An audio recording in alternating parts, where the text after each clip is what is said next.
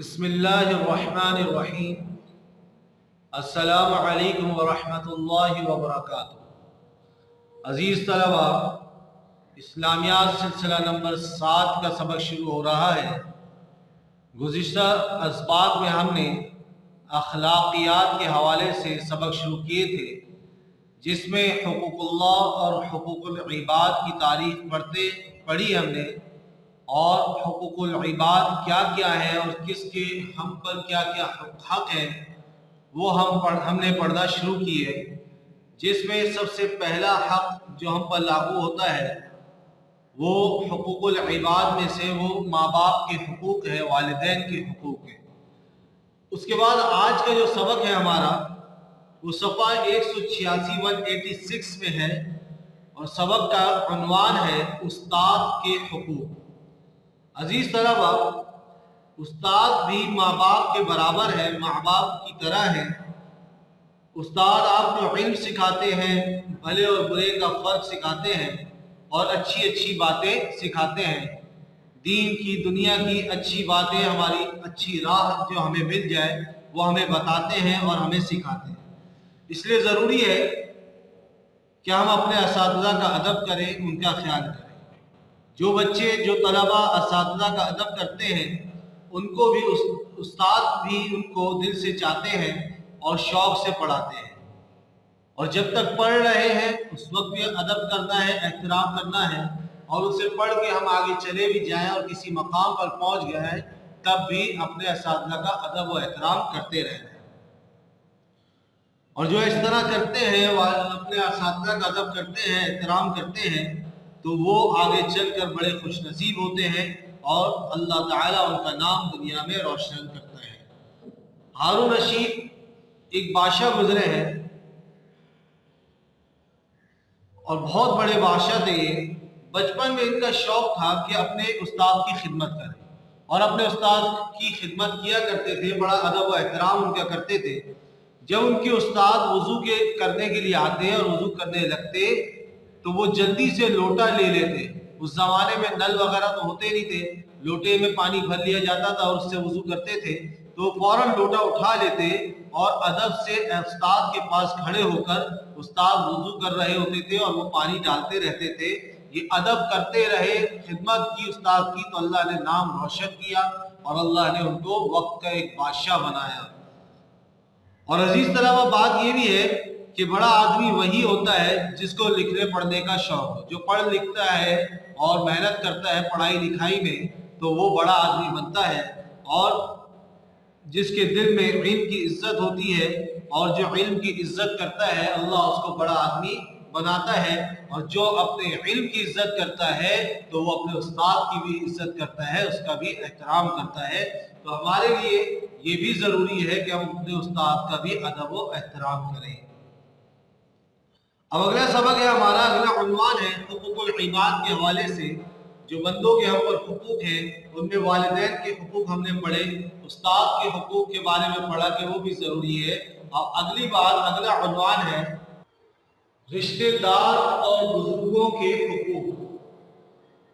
عزیز طلبہ، جیسے والدین کا احترام کرنا ہے، ان کا ادب کرنا ہے، ان کی خدمت کرنا ہے، اسی طرح رشتہ داروں کا بھی ادب کرنا چاہیے اور ان کی خدمت کرنی چاہیے۔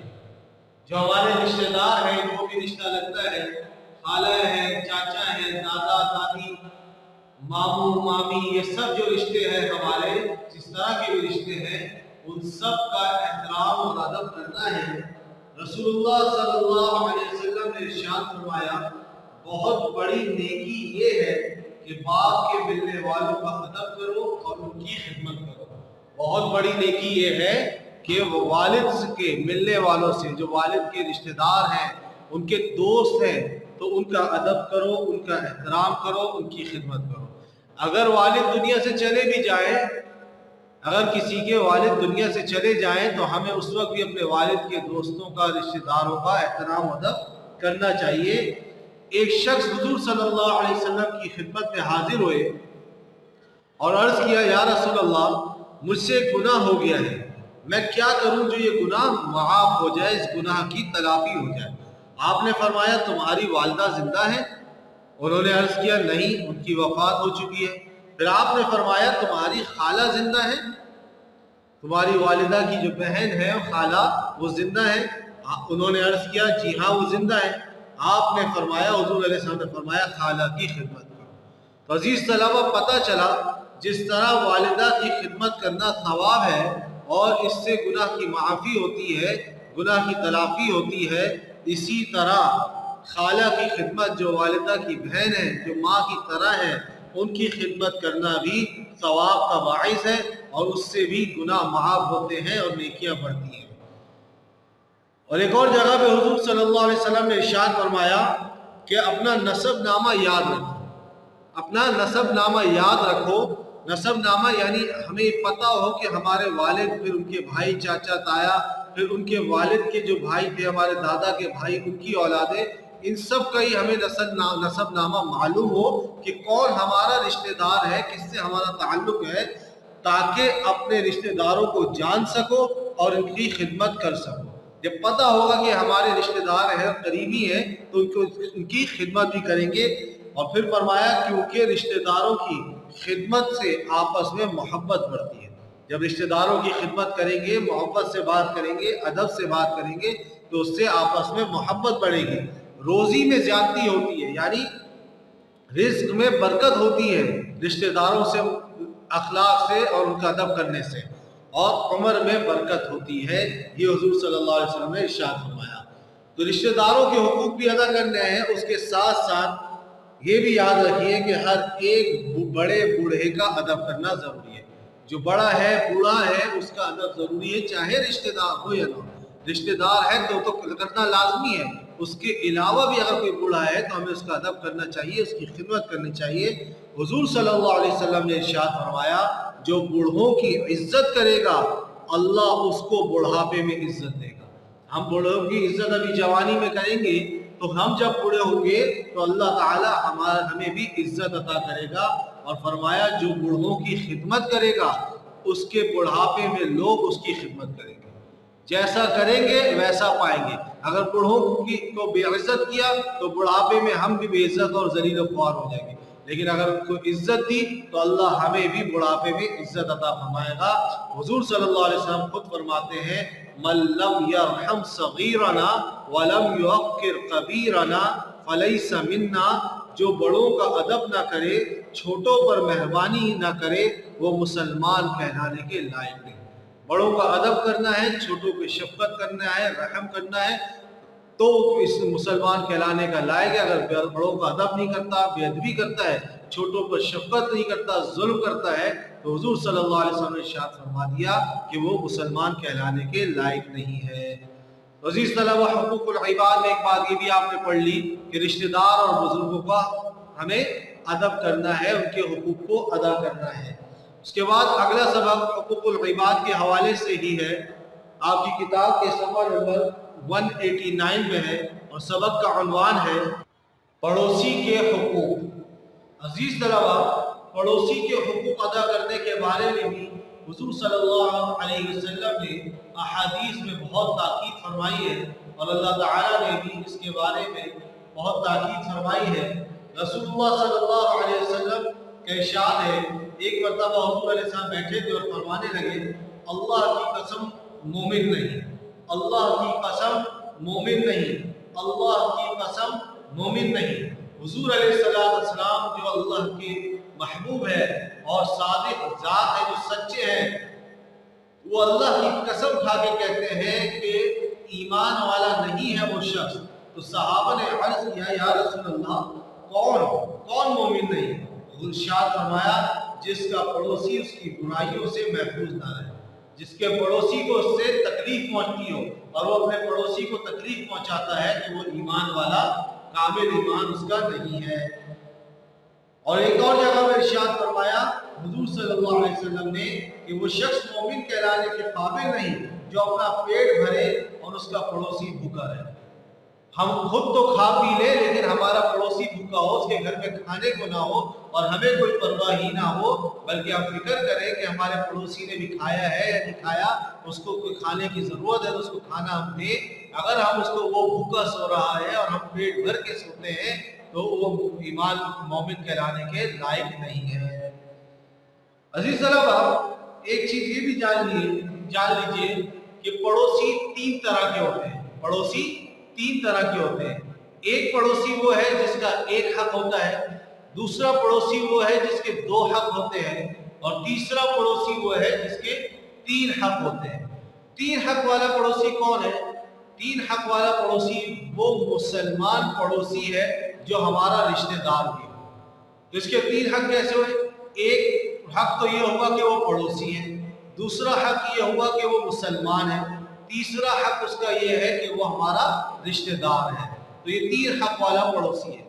दो हक वाला पड़ोसी वो है जो मुसलमान हो और पड़ोसी हो लेकिन रिश्तेदार ना हो, तो उसके दो हक हो गए, एक पड़ोस का हक, एक मुसलमान होने का हक। और एक हक वाला पड़ोसी वो है जो काफिर पड़ोसी हो, वो रिश्तेदार भी नहीं है, मुसलमान भी नहीं है, लेकिन पड़ोसी है तो पड़ोस का उसका हक है।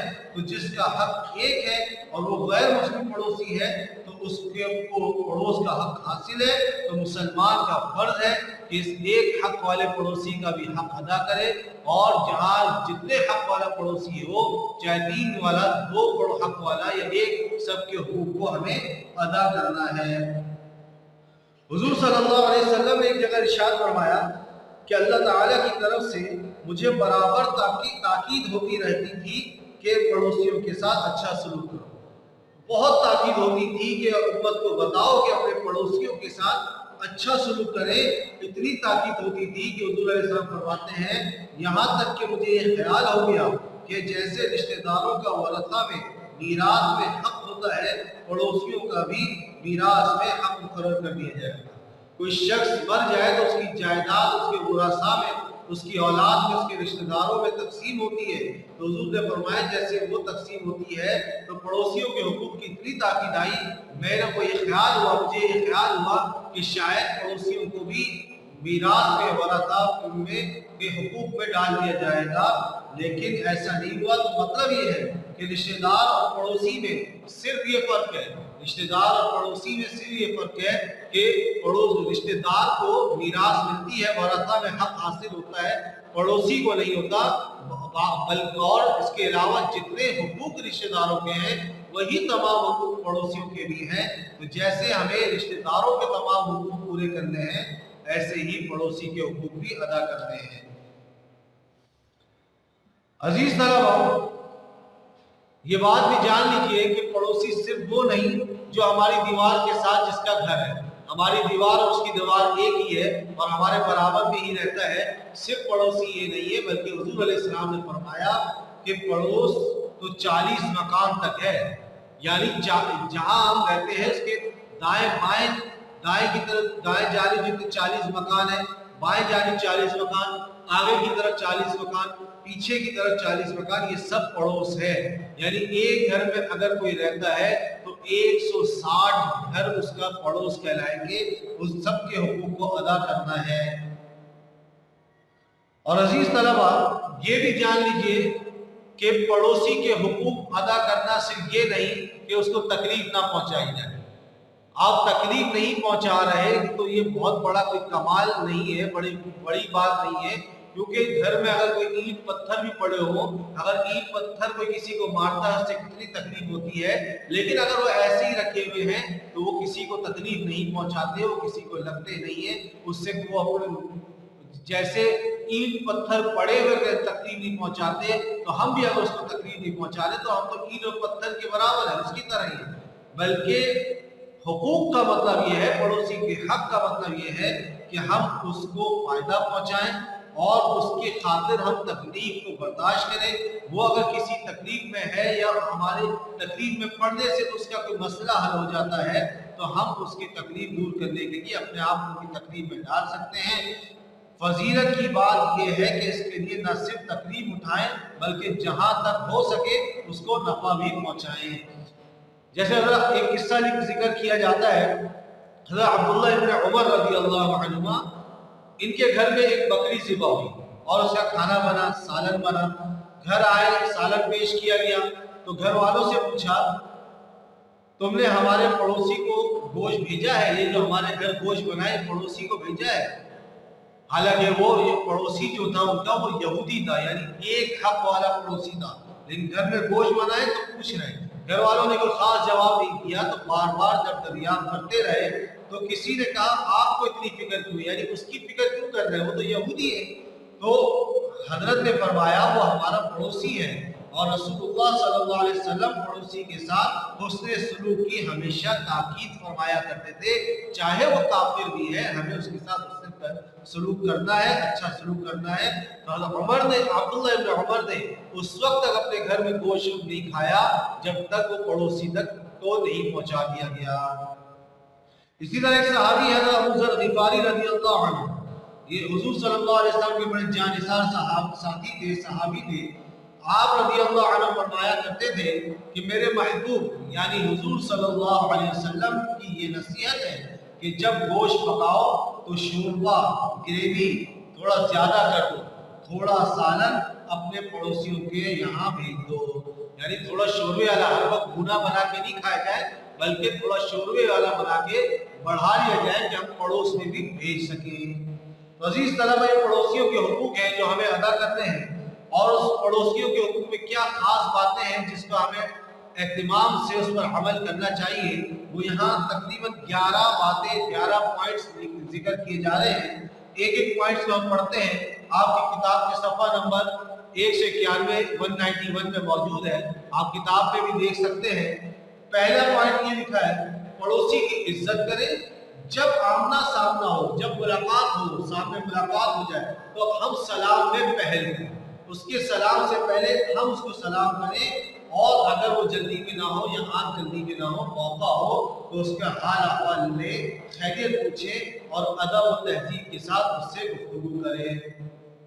नंबर 2, पड़ोसी की खुशी और गमी में शिरकत करें। कोई खुशी है वो हमें बुलाए, शौक से शिरकत करें। वो किसी गम में है, परेशानी में है, तो उसमें उसके साथ पेश आए, उसमें शिरकत करें और उसका हाथ बटाएं। नंबर 3, अगर पड़ोसी बीमार हो जाए तो उसकी तीमारदारी के लिए जाएं, उसकी मिजाज पर्ची करें, जरूरत पड़े हमें तो हम उसको डॉक्टर के ले जाएं या डॉक्टर को बुला लें, यानी जिस हद तक हमसे हो सके हम उसके इलाज के लिए कोशिश करें। अगर पड़ोसी कहीं बाहर गया हुआ है, घर बंद है या घर में कोई है भी, इसकी फैमिली है, बच्चे हैं, तो हम ख्याल रखें कोई उधर आ रहा जा रहा है, कोई उधर पहुंचता है तो हम उससे पूछें कि भाई आप किससे मिलने आए हैं, काम काज करें। कोई हम सामान लेने जा रहे हैं, पड़ोसी भी कर रहे हैं, हम उससे पूछ रहे कि भाई आपको कुछ मंगवाना है मुझे बता दो, मैं ला कर दे देता हूँ। तो ये चीजें भी करना चाहिए। इसी तरह अगर पड़ोसी आपसे कोई कर्ज मांगे, उसकी जरूरत है और हमारे पास है कि हम उसको कर्ज दे सकते हैं, तो हमें उसको कर्ज देना चाहिए।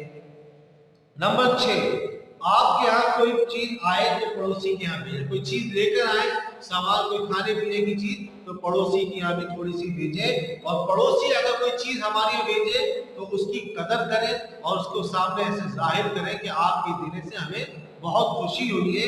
हुजूर सल्लल्लाहु अलैहि वसल्लम ने फरमाया है कि पड़ोसी के तोहफे को हल्का मत समझो। अगर वो बकरी का खुर भी भेजे तो उसकी कदर करें। बकरी जो होती है, उसके जो पाँव होता है, उसके नीचे जो काला सा निशान होता है, जो पंजा कहलाता है, उसको खुर कहते हैं। अगर वो भी भेजा है तो उसकी भी कदर करें। ये नहीं भी बोले कि आपने क्या भेजा, बल्कि उस मोहब्बत से उसको ले लिया जाए। नंबर 7, पड़ोसी के घर में ना झांके। किसी के घर में पड़ोसी क्या किसी के भी घर में नहीं झांकना चाहिए। इस तरह ना खड़े हो कि पड़ोसी के घर की बेपर्दगी हो। हमारे यहाँ फ्लैट वगैरह होते हैं, गैलरी में खड़े हो रहे हैं, तो ऐसे ना खड़े हो कि किसी के घर में नजर जाए। और अगर ऐसा ही माहौल है, घर में नजर जाएगी तो हम उस गैलरी में खड़े ही ना हो कि बेपर्दगी हो, और छुप कर उनकी बातें ना सुने कि घर से आवाज आ रही है दरवाजे से बाहर, तो हम सुनने खड़े हो जाए कि क्या बातें हो रही है। ये सब बुरी बात है। नंबर 8, मकान बनाए तो इसका ख्याल रखें कि पड़ोसी के मकान की हवा ना रुके। पड़ोसी का मकान, नीचे का जमीन का घर बना हुआ है और हम अपना ऊंचा घर बना दें कि उसके घर की हवा रुक जाए, ये नहीं करना चाहिए। बगैर इजाजत पड़ोसी के दीवार में कील ना गाड़े।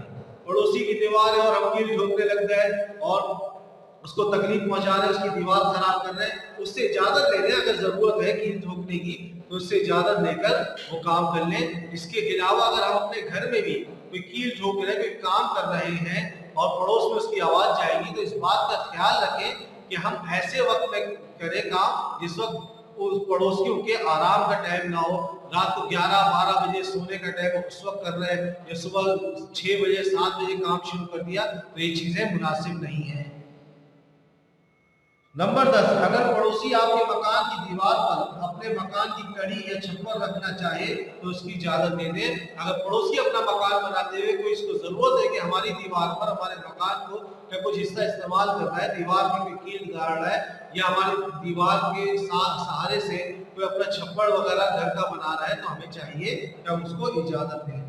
نمبر 11، عزیز طلبہ، یہ بات کبھی نہ بھولیے گا، یہ یاد رکھیں کہ حضور صلی اللہ علیہ وسلم نے اچھے اور برے کی کسوٹی پڑوسیوں کو ٹھہرایا۔ انسان کے اچھا اور برا ہونے کا ثبوت پڑوسی سے پتہ چلتا ہے۔ اگر حضور نے فرمایا اگر پڑوسی تمہاری تعریف کرتے ہیں تو تم اچھے ہو، اور اگر پڑوسی تم سے ناراض ہیں تو تم اچھے نہیں ہو۔ اگر ہمارے پڑوسی ہم سے خوش ہیں اور ہماری تعریف کریں تو ہم کہیں گے کہ الحمدللہ ہم اچھے ہیں، لیکن اگر پڑوسی ہم سے ناراض ہیں، ان کو کوئی ناراضگی ہے، ان کو ہم سے کوئی تکلیف ہے، تو حضور نے فرمایا تم اچھے آدمی نہیں ہو۔ عزیز طلبہ، آج کا سبق یہاں ختم ہوتا ہے۔ اب عملی کتاب کا جو کام ہمیں کرنا ہے وہ آپ کو PDF شیئر ہو چکی ہے، صفحہ نمبر 81 تک یا 82 تک، یعنی سیرت النبی صلی اللہ علیہ وسلم کا سبق مکمل ہو چکا ہے۔